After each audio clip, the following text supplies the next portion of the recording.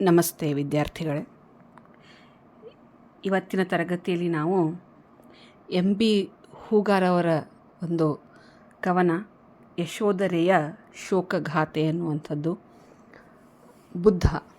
ಸಿದ್ಧಾರ್ಥ ಬುದ್ಧನಾಗುವ ಪೂರ್ವದಲ್ಲಿ 3 ಪ್ರಕರಣಗಳನ್ನು, ಅಂದರೆ ಒಂದು ಶವ, ರೋಗಿ, ವೃದ್ಧ, ಇವುಗಳನ್ನು ನೋಡಿ ಆದ ಮೇಲೆ, ಈ 3 ಘಟನೆಗಳನ್ನು ಕಣ್ಣಾರೆ ಕಂಡ ಮೇಲೆ ಆತ ಅರಮನೆಯನ್ನು ತೊರೆದು ಹೋದಂಥ ಪ್ರಸಂಗ ನಮ್ಮೆಲ್ಲರಿಗೂ ಗೊತ್ತಿರುವಂಥದ್ದು.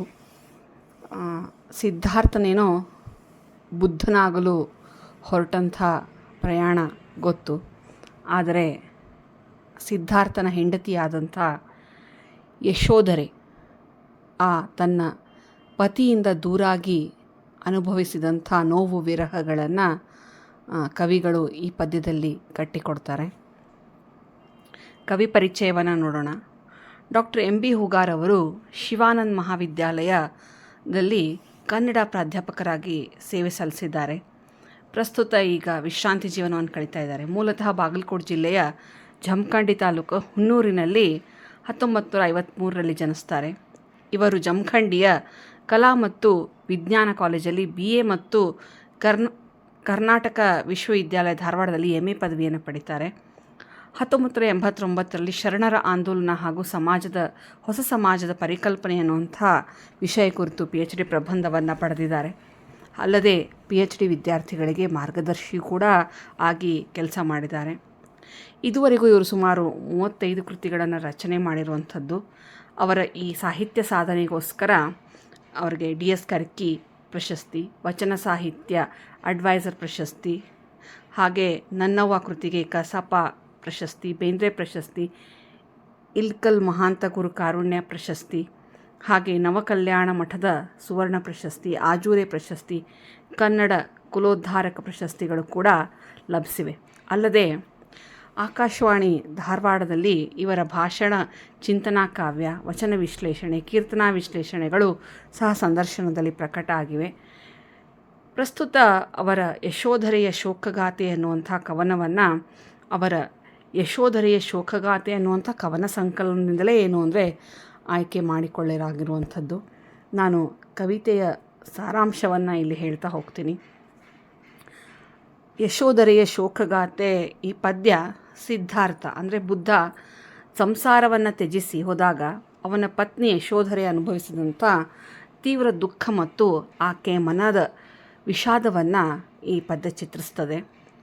ಯಶೋಧರೆಗೆ ತನ್ನ ನೋವನ್ನು ಹಂಚಿಕೊಳ್ಳಲು ಮೌನವೇ ಶ್ರೇಷ್ಠ ಅಂತ ಭಾವಿಸ್ತಾಳೆ. ಮಾತಿನ ಮೌನದಲ್ಲಿ ಅವಳ ಪ್ರೇಮ ಸವಿಯುತ್ತಿದೆ. ಇಷ್ಟೆಲ್ಲ ನೋವುಗಳನ್ನು ದಾಟಿದ ಮೇಲೆ ಅವಳಿಗೆ ಸಿಗುವಂಥ ಅಂತಿಮ ತಾಣ ಯಾವುದು ಅನ್ನುವಂಥ ಪ್ರಶ್ನೆ ಅವಳನ್ನು ಕಾಡ್ತಾ ಇದೆ. ವರ್ಷಗಳಿಂದ ಕಟ್ಟಿಕೊಂಡಂಥ ಪ್ರೀತಿಯ ಹೊನಲು ಇಂದು ಬತ್ತಿ ಹೋಗಿದೆ ಅಂತ ಪ್ರಶ್ನೆ ಮಾಡ್ತಾಳೆ. ಕಾರಣ ಸಿದ್ಧಾರ್ಥ ಆಕೆಯನ್ನು ಬಿಟ್ಟು ಹೋಗಿರುವಂಥದ್ದು. ಆ ವಿಧಿಯ ಅನಿವಾರ್ಯದ ಆಟಕ್ಕೆ ಸಿಲುಕಿ ತನ್ನ ಒಲವಿನ ಸೆಲೆ ಒಣಗಿ ಹೋಗಿದೆ ಅಂತ ಅವಳು ಮರಗ್ತಾ ಇದ್ದಾಳೆ. ತನ್ನ ಪ್ರೀತಿಯ ಅರಸನು ತನ್ನನ್ನು ಬಿಟ್ಟು ಹೋದ ಮೇಲೆ ಅವಳಿಗೆ ಅಪಾರ ನೋವು ಉಂಟಾಗಿದೆ ಅಂತ. ತನ್ನ ಕಣ್ಣಿನ ಭಾಷೆ ಪತಿಗೆ ತಿಳಿದಿತ್ತು. ಅವಳ ಮೌನ ಮತ್ತು ಕಣ್ಣೀರಿನ ಅರ್ಥವನ್ನು ಅವನು ಗ್ರಹಿಸ್ತಾ ಇದ್ದ ಅಂತ. ಸ್ವಲ್ಪ ಮೌನವಾಗಿಬಿಟ್ರೆ, ಒಂದು ಸ್ವಲ್ಪ ಕಣ್ಣೀರು ಹಾಕಿಬಿಟ್ರೆ ಆಕೆ ನೋವಿಗೆ ಕಾರಣ ಏನು ಅಂತ ಸಿದ್ಧಾರ್ಥ ಗಮನಿಸ್ತಾ ಇದ್ದ. ಆದರೆ ಇಂದು ಆ ಕಣ್ಣುಗಳು ಕಣ್ಣೀರಿನಿಂದ ತುಂಬಿ ಮಾತುಗಳು ಹೊರಡದಂತೆ ಕಳೆದು ಹೋಗಿವೆ. ಇವತ್ತು ಕಣ್ಣೀರು ಬಂದರೂ ಮೌನವಾದರೂ ಕೂಡ ಕೇಳೋದಕ್ಕೆ ಅಲ್ಲಿ ಸಿದ್ಧಾರ್ಥ ಇಲ್ಲ ಅಂತ. ಆ ಅಂತರಾಳದ ನೋವು ಹೊರಹಾಕಲು ಪದಗಳೇ ಸಿಗದಂತಾಗಿದೆ. ಆ ನೋವನ್ನು ಕೆಲವೊಂದು ಸತಿ ನೋವು ಅತಿಯಾದಾಗ ಮನಸ್ಸು ಭಾರವಾಗಿ ಮಾತುಗಳು ಬರೋದಿಲ್ಲ. ಆ ಸ್ಥಿತಿ ಇಲ್ಲಿ ಯಶೋಧರೆಗಾಗಿದೆ ಅಂತ. ಯಶೋಧರೆಯೇ ತಾನು ಎಷ್ಟೇ ಸಂಪತ್ತು ಮತ್ತು ವೈಭವದ ನಡುವೆ ಇದ್ದರೂ ತನ್ನ ಅರಸನಿಲ್ಲದ ಈ ಬದುಕು ಶೂನ್ಯ ಎಂದು ಭಾವಿಸುತ್ತಾಳೆ. ಪ್ರತಿ ಹೆಣ್ಣಿಗೂ ಇದು ಇರುವಂಥ ನೋವು. ಗಂಡ ಬಡವನಿದ್ರೂ ಪರವಾಗಿಲ್ಲ, ತನ್ನ ಜೊತೆಗೆ ಯಾವಾಗಲೂ ಇರಬೇಕು ಅನ್ನುವಂಥ ಬಯಕೆ. ಅಂಥದ್ರಲ್ಲಿ ಅರಮನೆಯ ಸೊಸೆಯವಳು, ಎಲ್ಲ ವೈಭವ ಇದೆ ನಿಜ, ಆದರೆ ಜೊತೆಗೆ ಸಿದ್ಧಾರ್ಥ ಇಲ್ಲು ಅನ್ನುವಂಥ ಕೊರಗು ಆಕೆಗೆ ಇದ್ದೇ ಇದೆ. ಜೀವನದ ಸುಖಭೋಗಗಳೆಲ್ಲವೂ ಅವಳಿಗೆ ಅರ್ಥಹೀನವಾಗಿ ಕಾಣುತ್ತಿವೆ. ಎಷ್ಟೇ ಅರಮನೆ, ಎಷ್ಟೇ ಎಲ್ಲ ಸೌಕರ್ಯಗಳಿದ್ದರೂ ಕೂಡ ಸಿದ್ಧಾರ್ಥ ಇಲ್ಲದೆ ಇರುವಂಥ ಬದುಕು ಅವಳಿಗೆ ಯಾವುದೇ ರೀತಿ ಅರ್ಥಪೂರ್ಣ ಅಂತ ಅನ್ನಿಸ್ತಾ ಇಲ್ಲ. ಆಕೆಗೆ ಅನ್ನಿಸ್ತಿರೋದು ಈ ಜೀವನ ಕ್ಷಣಿಕವಾದದ್ದು. ಅದನ್ನೇ ಕವಿಗಳಲ್ಲಿ ಹೇಳ್ತಾರೆ, ನೀರಿನ ಮೇಲಿನ ಗುಳ್ಳೆಗೆ ಹೋಲಿಸ್ತಾರೆ. ನಾವು ಅರಮನೆಯಂಥ ವೈಭೋಗದಲ್ಲಿದ್ದರೂ ಕೂಡ ಸಾವು ಬಂದಾಗ ಯಾವುದೂ ಶಾಶ್ವತವಲ್ಲ ಅನ್ನುವಂಥ ಕಠಿಣ ಸತ್ಯವನ್ನು ಈ ಸಾಲು ಎತ್ತಿ ತೋರಿಸ್ತದೆ. ನೀರಿನ ಮೇಲೆ ಗುಳ್ಳೆ ಅಂತ, ಗುಳ್ಳೆ ಯಾವಾಗ ಬೇಕಾದ್ರೂ ಒಡೆದು ಹೋಗ್ಬೋದು, ಹಾಗೆ ಬದುಕು ಕೂಡ ಅನ್ನುವಂಥ ಸತ್ಯ ಸಿದ್ಧಾರ್ಥನೂ ಅರಿವಾಗಿತ್ತು ಅನ್ನುವಂಥದ್ದನ್ನು ಕವಿ ಇಲ್ಲಿ ಸ್ಪಷ್ಟಪಡಿಸ್ತಾರೆ.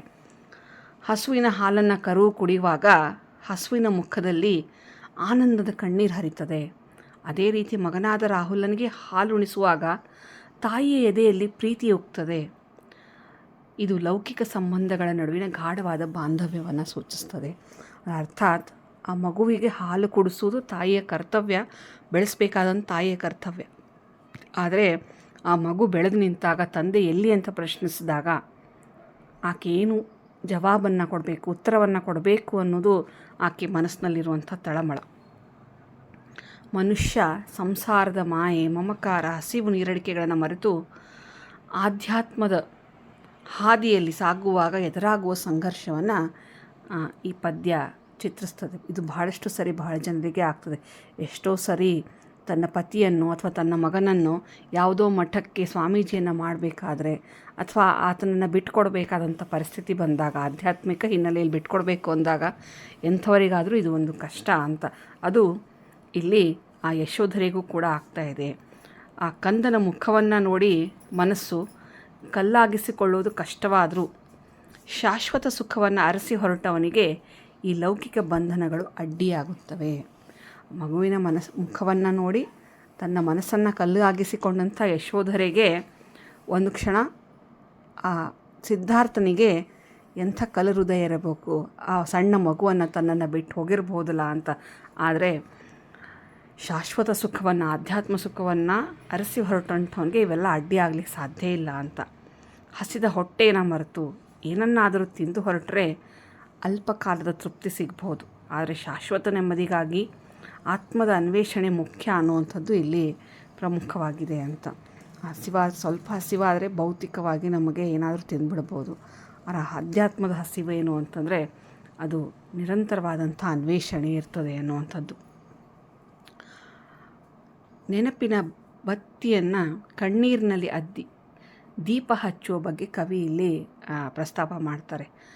ಅಂದರೆ ಪ್ರೀತಿ ಪಾತ್ರ ನೆನಪುಗಳು ಕಣ್ಣೀರಿನ ಮೂಲಕ ವೇದನೆಯನ್ನು ನೀಡಿದರು ಅವು ಬದುಕಿನ ದಾರಿಯಲ್ಲಿ ಬೆಳಕಿನಂತೆ ಇರ್ತಾವೆ ಅಂತ ಭಾವಿಸ್ಬೋದು ಅಂತ. ಅಂದರೆ ಇಲ್ಲಿ ಯಶೋಧರೆಯನ್ನು ಕುರಿತೆ ಕವಿ ಆಕೆ ಹೇಳುವಂಥದ್ದು. ಆ ನೆನಪಿನ ಬತ್ತಿಯನ್ನು ನಾನು ದೀಪವಾಗಿ ಹಚ್ಚಬೇಕು ಅಂತಂದರೂ ಆ ಬೆಳಕೇನು ನನಗೆ ಅಷ್ಟು ಸಂತೋಷವನ್ನು ತಂದು ಕೊಡೋದಿಲ್ಲ. ಬದಲಾಗಿ ಅಂದರೆ ಆಕೆ ಸಿದ್ಧಾರ್ಥನೊಂದಿಗೆ ಕಳೆದಂಥ ನೆನಪುಗಳು ಅಂತ, ಅವು ಖುಷಿ ಕೊಟ್ಟರು ಮತ್ತಷ್ಟು ವೇದನೆಯನ್ನೇ ನೀಡ್ತಾವೆ ಅನ್ನುವಂಥದ್ದನ್ನು ಅಲ್ಲಿ ಹೇಳುವಂಥದ್ದು. ಗೂಡು ಬಿಟ್ಟು ಹೋದ ಹಕ್ಕಿ ಮತ್ತೆ ಮರಳುವ ಸಂಜೆಯ ನೆನಪು ಇಲ್ಲಿ ವ್ಯಕ್ತವಾಗಿದೆ. ಆದರೆ ಇಲ್ಲಿ ಸಿದ್ಧಾರ್ಥ ಮತ್ತೆ ಬರೋದಿಲ್ಲ ಅನ್ನುವಂಥದ್ದು ಯಶೋಧರೆ. ಹಕ್ಕಿಗಳು ಹೇಗೆ ಗೂಡು ಬಿಟ್ಟು ಹೋಗಿ ಸಂಜೆ ಮತ್ತೆ ಗೂಡನ್ನು ಸೇರ್ಕೋತಾವೆ, ಆದರೆ ಸಿದ್ಧಾರ್ಥನ ವಿಷಯದಲ್ಲಿ ಹಾಗಲ್ಲ ಅಂತ. ಬಹಳ ಬಟ್ಟೆಯೊಳಗೆ ತನ್ನನ್ನು ತಾನು ಮರೆತು ಪ್ರೀತಿಗಾಗಿ ಕಾಯುವ ಹಂಬಲ ಇದರಲ್ಲಿದೆ. ತನ್ನವರು ತನಗೋಸ್ಕರ ಬರ್ತಾರೆ ಅನ್ನುವಂಥ ಹಂಬಲ ಏನಂದರೆ ಆಕೆಯಲ್ಲಿ ಇರುವಂಥದ್ದು ಅಂತ. ಒಲಿದವಳನ್ನು ಕೊಲ್ಲುವುದಕ್ಕಾಗಿಯೇ ಬಳಸುವೆ ಅಲುಗ ಅನ್ನುವಂಥ ಆ ಸಾಲು ಆ ಪ್ರೀತಿಯಲ್ಲಿ ನೋವನ್ನು ಪ್ರಶ್ನಿಸುತ್ತೆ. ತನ್ನವರೇ ತನ್ನ ಕುತ್ತಿಗೆಯನ್ನು ಕಡೆದಾಗ ಅಲುಗ ಅಂದರೆ ಕತ್ತಿ ಅಂತ, ತನ್ನವರೇ ತನ್ನನ್ನು ಕೊಂದಾಗ ಹೇಗಾಗುತ್ತೆ ಮನುಷ್ಯನಿಗೆ ನೋವು ಅಂತ. ಹಾಗೆ ಅಷ್ಟು ಪ್ರೀತಿಯಿಂದ ಇದ್ದಂಥ ಸಿದ್ಧಾರ್ಥ ಹೆಂಡತಿ ಯಶೋಧರೆಯನ್ನು ಬಿಟ್ಟು ಹೋಗೋದು ಅಂದರೆ ಅಲಗನ್ನು ತಗೊಂಡು ಚುಚ್ಚಿದ ಹಾಗೇನೆ ಅಂತ ಅನುಭವ. ಆ ನೋವನ್ನು ಆಕೆಯಲ್ಲಿ ಹೇಳುವಂಥದ್ದು. ಪ್ರೀತಿಸಿದವರನ್ನು ದೂರ ಮಾಡೋದು ಅಥವಾ ನೋಯಿಸೋದು ಸರಿಯೇ ಅನ್ನುವಂಥ ಆದ್ರತೆಯಲ್ಲಿ ಬರ್ತದೆ. ತುಟಿಯ ಸವಿ ಮತ್ತು ಪ್ರೀತಿಯ ಮುತ್ತಿನ ಬಗ್ಗೆ ಕೂಡ ವರ್ಣಿಸಲಿ.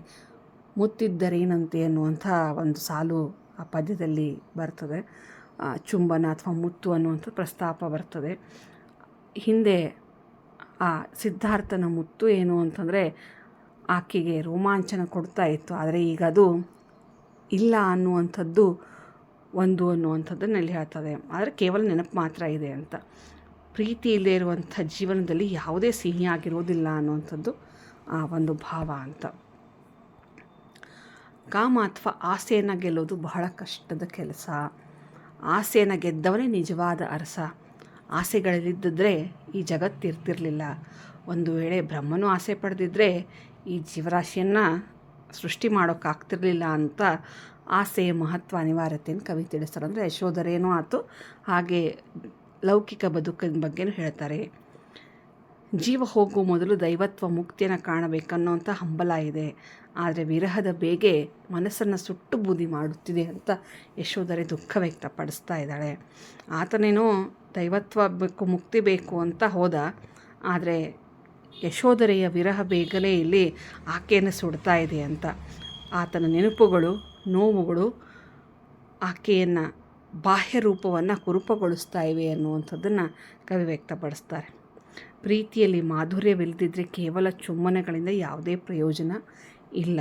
ಶಿಲ್ಪಿಯು ಕಲ್ಲಿನಲ್ಲಿ ಕೆತ್ತಿದಂತೆ ಪ್ರೀತಿಯ ಹೃದಯದ ಆಳದಲ್ಲಿ ಕೆತ್ತಲ್ಪಟ್ಟಿರಬೇಕು. ಕೇವಲ ಬಾಹ್ಯ ಸುಖ ಅಷ್ಟೇ ಮುಖ್ಯ ಅಲ್ಲ, ಅಂತರಂಗದ ಸುಖ. ಅಂದರೆ ನಾವು ಹೇಗೆ ಬೇಂದ್ರೆಯವ್ರ ಸಖಿ ಗೀತೆ, ಸಖಿ ಅಂತ ಹೇಳ್ತಾರೆ ಹೆಂಡತಿಯನ್ನು, ಆ ರೀತಿ ಇಲ್ಲಿ ಕವಿ ಪ್ರೀತಿಯಲ್ಲಿ ಮಾಧುರ್ಯ ಇರಬೇಕು ಅನ್ನುವಂಥದ್ದನ್ನು ಹೇಳ್ತಾರೆ. ಕೇವಲ ದೈಹಿಕ ಆಕರ್ಷಣೆಗಿಂತ ಭಾವನಾತ್ಮಕ ಸಂಬಂಧ ಮುಖ್ಯ. ಹೇಗೆ ಆತ ದೈಹಿಕವಾಗಿ ಯಶೋಧರೆಯೊಂದಿಗೆ ಇದ್ನೋ ಹಾಗೆ ಭಾವನಾತ್ಮಕವಾಗಿಯೂ ಜೊತೆಗಿದ್ದ ಅಂತ. ಆದರೆ ಈಗ ದೈಹಿಕವಾಗಿಯೂ ಇಲ್ಲ, ಹಾಗೆ ಭಾವನಾತ್ಮಕವಾಗಿಯೂ ಜೊತೆಗಿಲ್ಲ. ಕಣ್ಣಿನಿಂದ ಕೆನ್ನೆಗೆ ಹರಿಯುವುದು ಸಹಜ ಕ್ರಿಯೆ. ಆದರೆ ಈ ಕಣ್ಣೀರಿನ ಹಿಂದಿರುವ ನೋವು ಯಾರಿಗೂ ತಿಳಿಯದು. ಕಣ್ಣಿನಿಂದ ಕಪಾಳ ಅಥವಾ ಕೆನ್ನೆ ಭಾಗಕ್ಕೆ ಕಣ್ಣೀರು ಬರೋದು ಸಹಜ. ಆದರೆ ಆ ಕಣ್ಣೀರಿನ ಹಿಂದೆ ಇರುವಂಥ ನೋವು ಅದು ಯಾರಿಗೂ ಕೂಡ ಏನು ಅಂದರೆ ಗೊತ್ತಾಗದು. ಮುಖ್ಯವಾಗಿ ಹೆಣ್ಣಿನ ನೋವು ಗೊತ್ತಾಗೋದಿಲ್ಲ ಅಂತ.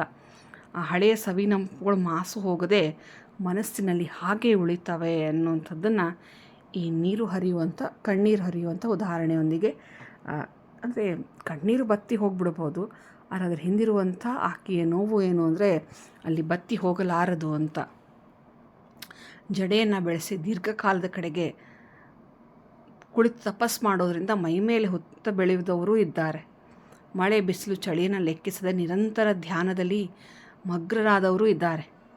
ಆದರೆ ಇಲ್ಲಿ ಯಶೋಧರೆಯ ಮೂಲ ಪ್ರಶ್ನೆ ಏನು ಅಂತಂದರೆ, ಕೇವಲ ಇಂಥ ದೈಹಿಕ ದಂಡನೆ ಅಥವಾ ಬಾಹ್ಯ ಪ್ರದರ್ಶನಗಳಿಂದ ಅವರಿಗೆ ನಿಜವಾಗಿಯೂ ಮೋಕ್ಷ ಸಿಗ್ತದೆ ಅಂತ ಕವಿನೂ ಪ್ರಶ್ನಿಸ್ತಾರೆ, ಯಶೋಧರೆನೂ ಪ್ರಶ್ನಿಸ್ತಾಳೆ.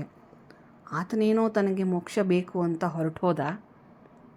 ತನ್ನ ದೈಹಿಕ ದಂಡನೆಯಿಂದ ಅಥವಾ ಅಂದರೆ ಆತ ಸುತ್ತಾಡೋದು ಅಥವಾ ಒಂದು ಕಡೆ ಕೂತ್ಕೊಂಡು ತಪಸ್ಸು ಮಾಡೋದು ಇದೆಲ್ಲವೂ ಇದ್ರೇನೋ ನಿಜ. ಆದರೆ ಹೆಂಡತಿ ಮಗುವನ್ನು ಅಯ್ಯೋ ಅನಿಸಿ ಆತ ಅವರಿಬ್ಬರನ್ನು ತೊರೆದು ಹೋಗಿರುವಂಥದ್ರಿಂದ, ಅಂದರೆ ಬಾಹ್ಯವಾಗಿ ಆಕೆಯನ್ನು ದಂಡಿಸಿದ ಹಾಗೇ ಅಂತ. ಅದು ಹೇಗೆ ಮೋಕ್ಷ ಸಿಗಲಿಕ್ಕೆ ಸಾಧ್ಯ ಅಂತ. ಶರೀರದ ಒಳಗಿರುವ ಆತ್ಮಕ್ಕೆ ಶರೀರದ ನೋವು ತಟ್ಟುವುದಿಲ್ಲವೇ? ದೈಹಿಕ ಹಿಂಸೆ ಅನುಭವಿಸುತ್ತಾ ನೋವಿನ ರಾಶಿಯಲ್ಲಿರುವ ಜನರಿಗೆ ನಿಜವಾಗಿಯೂ ಮುಕ್ತಿ ದೊರೆಯಲು ಸಾಧ್ಯವೇ ಅನ್ನುವಂಥ ಜಿಜ್ಞಾಸೆಯನ್ನು ಈ ಕಾವ್ಯ ವ್ಯಕ್ತಪಡಿಸ್ತದೆ ಅಂತ. ಅಂದರೆ ಶರೀರಕ್ಕೆ ಕೊಟ್ಟಂಥ ನೋವು ಆತ್ಮಕ್ಕೆ ತಿಳಿಯುವುದಿಲ್ಲವೇನೋ ಅಂತ. ಸಿದ್ಧಾರ್ಥ ತನ್ನ ಮೋಕ್ಷಕ್ಕಾಗಿ ತನ್ನನ್ನು ದಂಡಿಸಿ ಯಶೋಧರೆಯನ್ನು ದಂಡಿಸಿ ಹೋದನೇನೋ ನಿಜ, ಆದರೆ ಅದರಿಂದ ಮುಕ್ತಿ ಸಿಗಲು ಸಾಧ್ಯವೇ? ಅಂದರೆ ಆಕೆ ದೃಷ್ಟಿಕೋನದಲ್ಲಿದು ಆತನಿಗೆ ಮೋಕ್ಷ ಸಿಗ್ಬೋದು ಅನ್ನುವಂಥ ದೃಷ್ಟಿಕೋನದಲ್ಲಿ ಆತ ಹೋಗಿರಬಹುದೇನೋ. ಆದರೆ ಒಂದು ಹೆಣ್ಣಾಗಿ, ಒಬ್ಬ ಪತ್ನಿಯಾಗಿ, ಒಬ್ಬ ತಾಯಿಯಾಗಿ ತನ್ನ ಗಂಡ ಆ ಮಗುವಿನ ತಂದೆಯನ್ನು ಅಗಲಿ ಹೋಗುವುದಿದೆಯಲ್ಲ, ಅದು ಬಹಳಷ್ಟು ಏನು ಅಂದರೆ ದುಃಖದ ಸಂಗತಿ ಅನ್ನುವಂಥದ್ದನ್ನು ಇಲ್ಲಿ ಕವಿ ಹೇಳ್ತಾರೆ. ಆದ್ದರಿಂದ ಆಕೆಯ ಶೋಕ ಒಂದು ಗಾಥೆಯ ರೂಪದಲ್ಲಿ ಏನು ಅಂದರೆ ಇದೆ ಅಂತ, ಒಂದು ಸ್ವಲ್ಪ ದಿನಕ್ಕೆ ಮುಗಿಯುವಂಥದ್ದಲ್ಲ ಅನ್ನುವಂಥದ್ದನ್ನು ಹೇಳ್ತಾರೆ. ಆ ಮಗು ಬೆಳೆದು ರಾಹುಲ ಆದಾಗಲೂ ಕೂಡ ತಂದೆ ಎಲ್ಲಿ ಅನ್ನುವಂಥ ಪ್ರಶ್ನೆ ಉದ್ಭವಿಸಿದಾಗ ಆಕೆಗೆ ಉತ್ತರ ಕೊಡುವುದು ತುಂಬ ಕಷ್ಟ ಇರಬಹುದೇನೋ ಅಂತ. ಆದ್ದರಿಂದ ಯಶೋಧರೆಯ ನೋವು ಏನು ಅಂದರೆ ಇಲ್ಲಿ ಹೇಳತೀರದು ಅನ್ನುವಂಥದ್ದನ್ನು ಕವಿ ಈ ಪದ್ಯದ ಮೂಲಕ ವ್ಯಕ್ತಪಡಿಸುವಂಥದ್ದನ್ನು ನಾವು ನೋಡ್ತೀವಿ. ಧನ್ಯವಾದಗಳು.